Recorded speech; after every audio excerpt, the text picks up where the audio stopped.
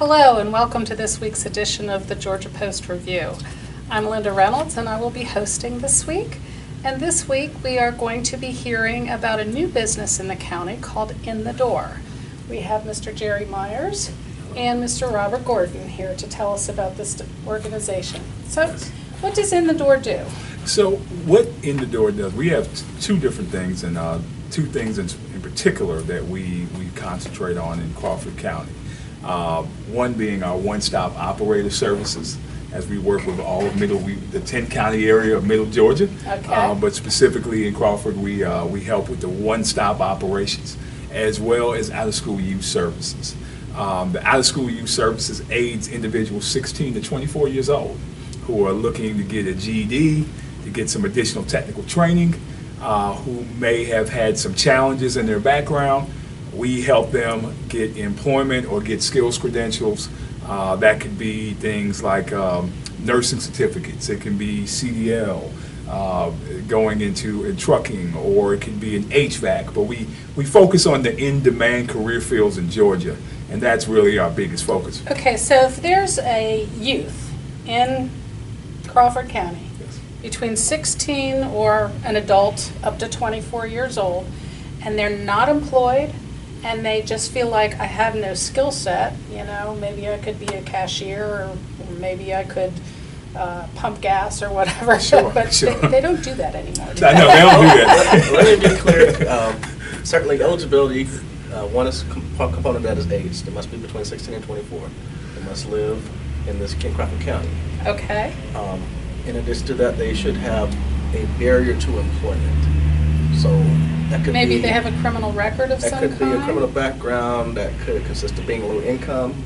Or maybe they didn't graduate from high school? Well, not graduating, you must be not enrolled in school. Okay. So you could either have graduated and never taken that next step. Okay. We can help. In that case, we wouldn't do GED. We'd help with work experience and job placement and credentials in a technical college. Okay. Or if you haven't yet gotten that GED or high school diploma, we'll assist with that on the front end as the first.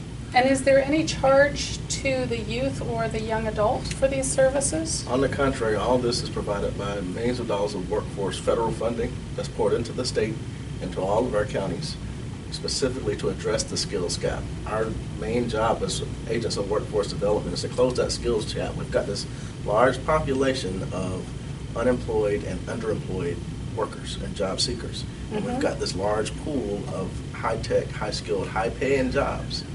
Our job is to close that gap by providing the educational funding and training to get those workers from here to here and put them in those high-paying jobs. So we provide funding for training, but only in fields that are going to lead to immediate employment in those high-paying jobs. And we provide a list of those for every county of those in-demand occupations that we're trying to feed people into.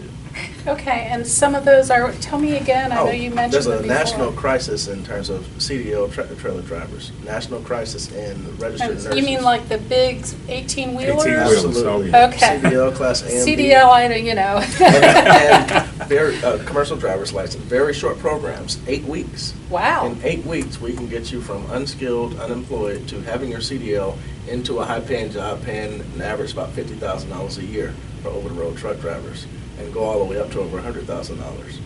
Now, is there any mentoring that goes along with this? Because that could be a tough challenge for a young adult who has never been on the road like that. Absolutely. Many of the trucking companies will actually work in partnership with the technical college and the other driving schools to tailor their curriculum to fit the needs of these particular trucking companies, so that once they start working, they've already been kind of, in a way, training.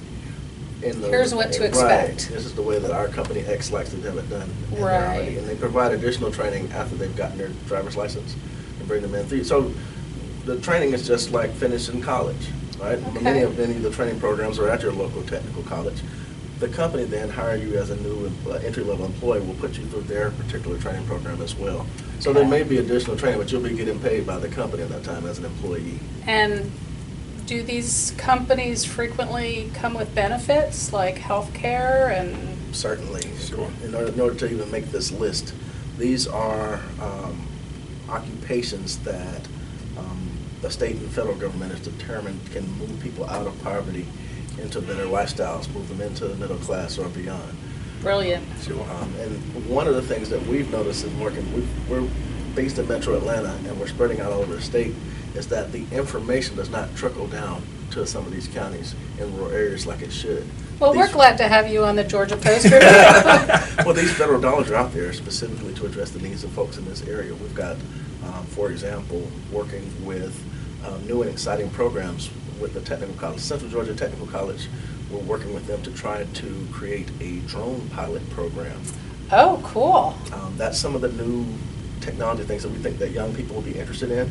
I would think so, because they're playing video games anyway. They might as well be. Exactly. And while many of those are, there's lots of job opportunities for that in defense contracting, of course, and in the military, but a lot of the new industries that are taking advantage of that are both the film industry, which is growing in Georgia. Yes. So a lot of the aerial shots now are done by drones, and also in agriculture. You know, these corporations have these very, very large farms. So we need to see what's going on in acre number 132. We could send the drone to do video surveillance and not actually have to send a person out there in an ATV, find out what's going on, and communicate back and forth with headquarters, program information to a satellite now because we've got smart tractors. All those things are working together now, and we're... Crawford is a very large agricultural That's right. community. So we're trying to drive technology into agribusiness. Okay. And keep the workforce here. A lot of young people in these areas, I'm from Waycross, Georgia, in Okay. Southeast, and a lot of young people, for job opportunities, leave their home counties. We're trying to keep the talent in rural Georgia and find ways for them to be productive and still make the type of salaries that they need to be able to be successful. It's interesting. So one of the things that in the door has kind of stepped into, we're a part of the Georgia Chamber's Rural Prosperity Council. Uh-huh. And that is one of the major focuses for the state of Georgia in the next several years. There's going to be a lot of retirees.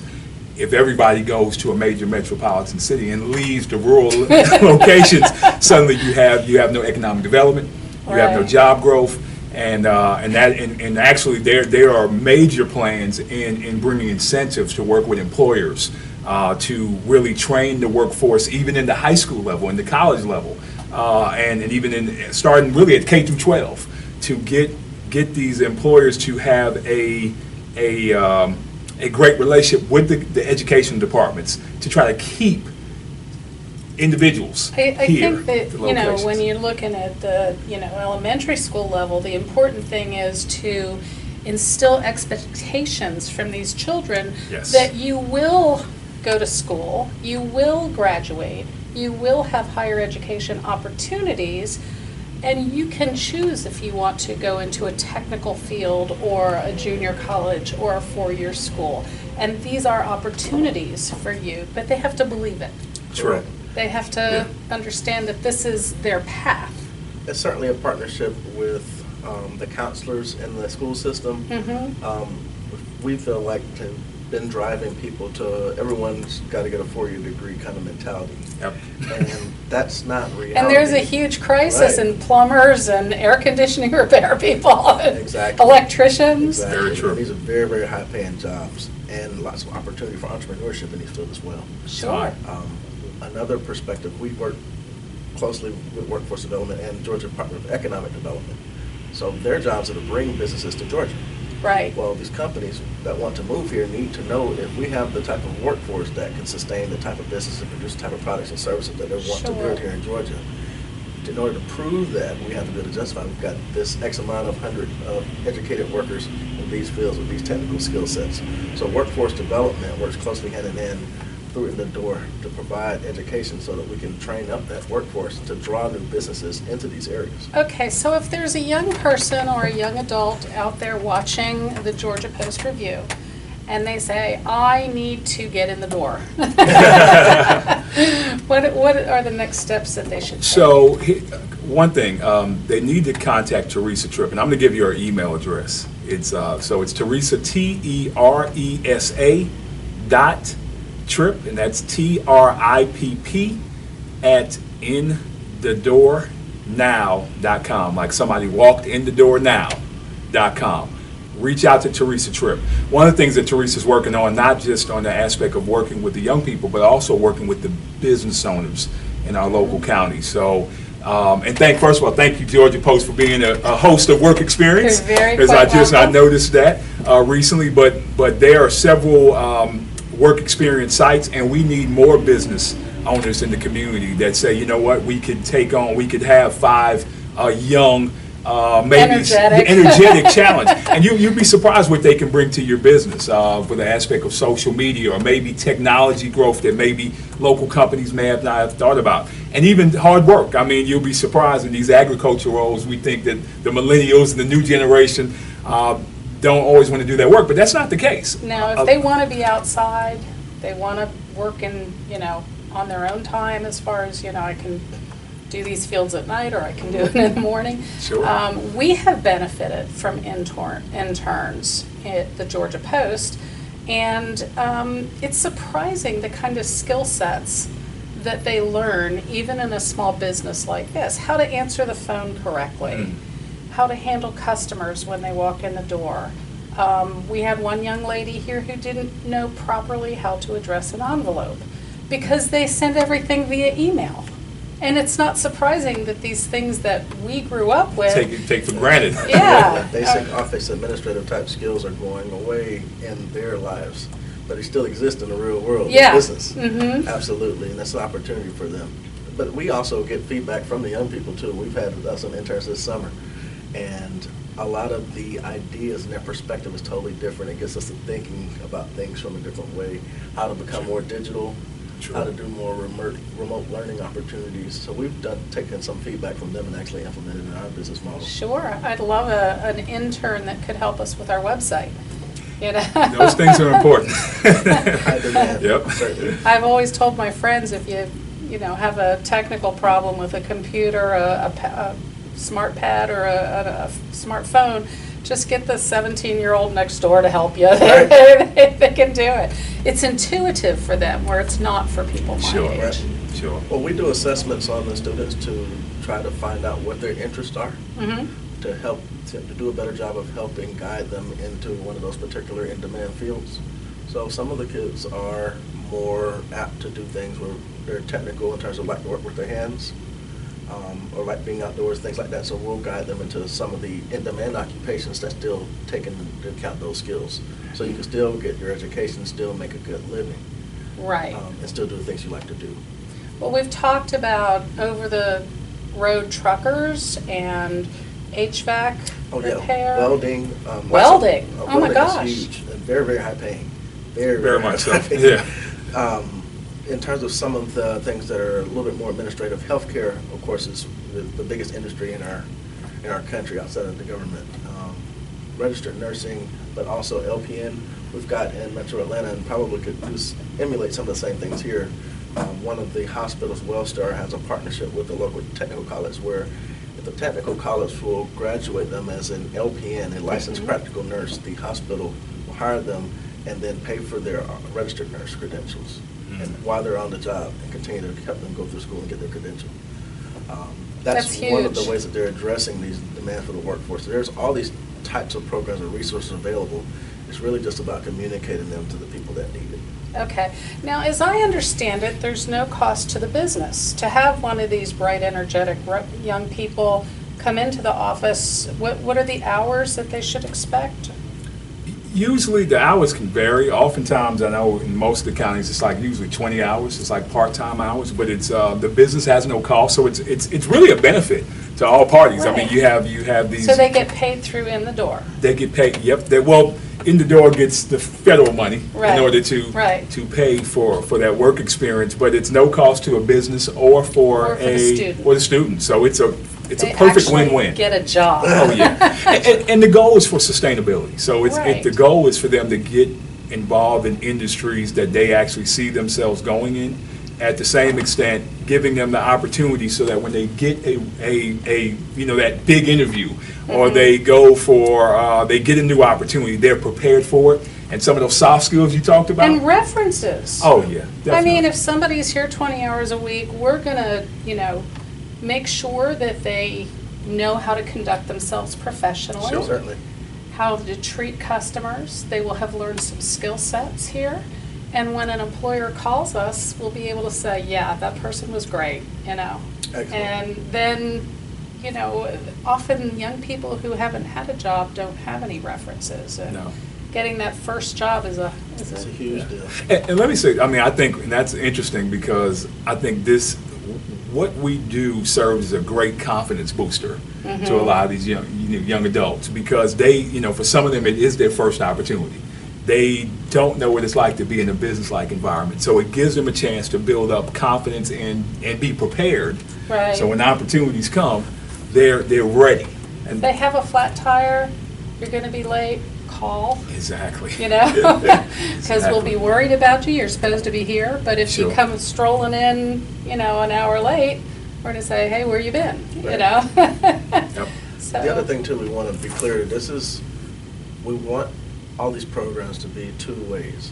So we focus a lot on the job seeker side, the student side, but this is supposed to be driven by businesses. okay, Workforce development is driven by businesses. So we are only able to spend funding to guide people into in-demand occupations where businesses need workers. Right. So we are taking the feedback from businesses and our local businesses in the community about where they need people. So we don't want this just to be an internship type program to benefit the kids only. We want businesses that need to hire to work with us as well. Sure. Just, you can create kind of a feeder program, develop the students, internships, education that's in the field in which the job opportunities are available, and hopefully create hiring opportunities for them permanently down the line. well, if the business is growing, then that certainly would be a wonderful way to get in the door. Yeah. Definitely. That's the way it's supposed to work. Good job. Yeah. Now, do you have anybody placed in Crawford County at this time? So right now, we're in the process of having several students. So we're, Teresa's out as we speak, in a local area, in the process of trying to gain additional students into the program. So, yeah, so right now, no. But Okay. we're waiting to get our influx, and we hope that being here at the Georgia Post will help some of, We're also in the process of hiring additional staff to support this area. Yeah. Okay. We're really going to expect the program to really grow in the next couple of months. So we're very excited. Good. So you're looking for anybody between 16 and 24 that needs a foot in the door, right? Yes. If they're not sure about the eligibility, just reach out to us anyways. And call. we can figure it out from there to figure Right. out what's the best fit for them, because even if it's not necessarily for this program, there are lots of additional opportunities available. So the workforce development money has 3 primary funding streams. Only one of the streams is for youth. The other is for adults and workers who've been dislocated or separated from their jobs. So Okay. even if you say we're 25 or 26, you won't necessarily fit into this specific program, but we've got other opportunities for you through workforce development in one stop. Okay? Sure. So just reach out to us and we'll see what's the best fit for Okay, you. so if you're in Crawford County and you'd like a job, reach out to In the Door. No, definitely, and just to make mention, there's the Houston County is not too far from here. No. So in Houston County, there is a Department of Labor or one-stop location in which they can get help. Our What one-stop. about like retirees, like people like if I lose my job and I can't get another job because people don't want to look at my resume thinking I'm not going to work there for 30 years, and I'm not. Right, sure. Could In the Door help someone like me? Absolutely. We also work closely with some of our mandatory one-stop partners. We didn't talk about what a one-stop is. A one-stop career center is a federally funded career center in which mandatory, usually government-funded community partners and resources all come together to provide employment services in one location. So we have workforce development there, which provides funding for education and training. Department of Labor, which provides information for unemployment insurance, veteran services, dislocated workers, which again means you've been laid off from work, and also customers that have been affected, that have lost their jobs due to the job going overseas through trade. Okay. We're partnered with the local technical colleges for both their credential programs, meaning the tractor-trailer drivers, the welders, the healthcare technicians, the IT positions, and also their adult education and literacy action, means the GED programs and English as a second language. Okay. Do you need volunteers in this organization to maybe help with literacy or help with English as a second language? We do, except we have volunteer and intern positions at the one-stop career centers and at the affiliate sites. So also, if they're interested in doing something like that, they can contact In the Door. We can help them get involved in that, with those opportunities available, either through the technical college or through the one-stop the Department Okay. of Labor through AARP. So Teresa Tripp will come out to Crawford County. Maybe she could work with the Board of Education and do some classes, give out some information at the high school or whatever to meet that 16-year-old criteria. Yes. But also, if somebody, say my age, needs to resource your one-stop location, I would presumably drive to Houston County. Is that correct? Or we may have an affiliate site that's closer. We'll communicate that information to the post with the closest affiliate sites for customers that are maybe within your immediate area that aren't just right here in town. And we can find out what's the best access points for them through Middle Georgia. In addition, you mentioned senior citizens. We're partnered very closely with Legacy Links and Experience Works, which are two nonprofit organizations that assist senior citizens. They receive federal funding also for the Senior Community Service Employment Program, which is, again, paid internships for senior citizens to get back into the workforce. Paid internships, Paid internships. for senior citizens. Absolutely, typically about 25 hours a week. Yep. And they'll place them in places like this where they, depending on what type of field work they want to do.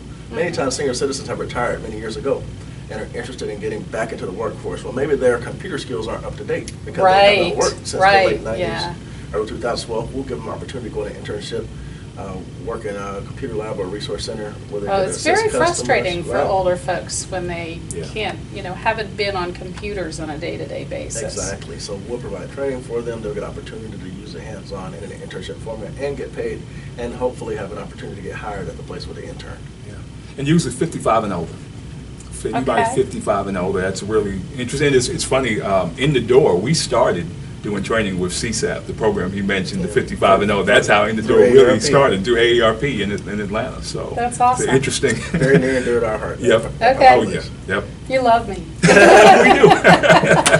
Good to know. Okay, so what constitutes an out-of-school youth? Okay. There's some specific requirements. Must be between the age of 16 and 24 and not enrolled in school. So that can mean a couple different things. I was in high school and I dropped out. I was in high school and I graduated, but I never took an And I did nothing. All right. Third person is I went to high school, graduated high school, enrolled in college, but dropped out of college. Right. And are still under 24. All of those folks qualify as an out-of-school youth.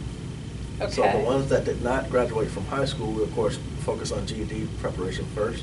right. Get them that GED, then some work experience, and if they want to, if they're interested in getting additional credentials, we'll go ahead and get them in technical college and get them in those engineering occupations. What are some of the biggest barriers? When you look at these kind of youth,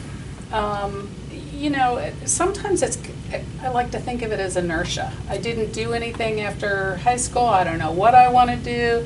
I don't see a future for myself. How do you get that kick started again? Well, there's two kinds of barriers. So there's those motivational type barriers. Our counselors and career advisors work on them with incentives. Mhm. So they may get a financial incentive for consecutively completing or attending class. Okay. Or staying late or working with a tutor, passing different sections of the examination. There's 4 sections of the GED test. They must pass all 4 to complete the program. Right. So we do incentivize them. There's also other barriers that are life related. Barriers. Sure. Some of these persons may have a criminal background, may have a child. Oh, yeah. Transportation, especially in Right. Middle Georgia, a lot of Yeah. transportation. And of course, just good old-fashioned poverty. Yeah. Luckily, as part of these federal grant dollars, there's a portion set aside for what we call supportive services. So In the Door is able to assist in transportation, assist with child care services, things of that That's nature. awesome. Well, workforce development is awesome. We're just agents of it. And trying to So, get- so if I'm a young single mom maybe, and I don't have childcare, but I have this opportunity to work with In the Door might be able to help me with childcare? That's correct, that's correct. As long as they're eligible and enrolled in the program and want to go to school and get a good job.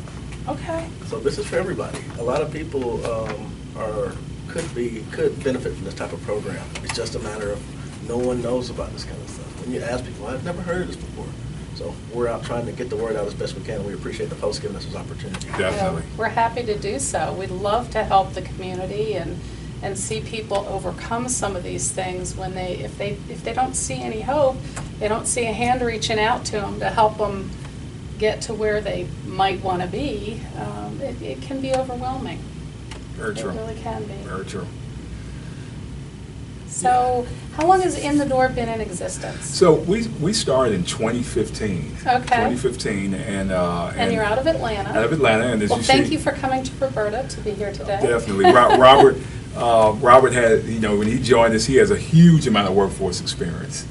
Just working throughout the state, from South Georgia all the way to Atlanta. And then myself, I come from the education field. Okay. And had a chance to serve as president of the employer committee for 2 local counties in Atlanta for the Georgia Department of Labor. So really had fun, seeing career fairs where people were actually hired. Now we just had job seekers giving resumes and smiling, but when people were actually hired, that was one of those areas that helped. And I mean, I was unemployed in 2008, so I know exactly how it feels to be unemployed, to go to the Georgia Department of Labor or to another agency, and you need help at that time. I think that's one of the things that people don't understand. Once you get to be my age, if you haven't been fired or laid off or had a situation where you're unemployed for whatever reason, and facing obstacles going back into the workforce, then you haven't lived enough. Yeah, true.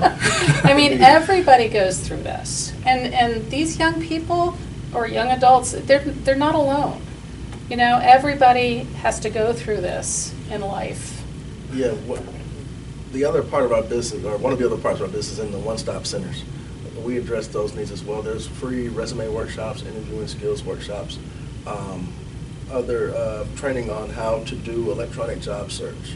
We have job fairs and career fairs and hiring events right on site at the one-stop. And networking.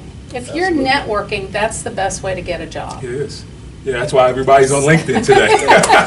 If somebody knows you or says, hey, I know somebody with that skill set, let me, And that's part of the change that we've made too, as we talked about LinkedIn. We've had to adjust the workshops that we give because there's so much more digital networking.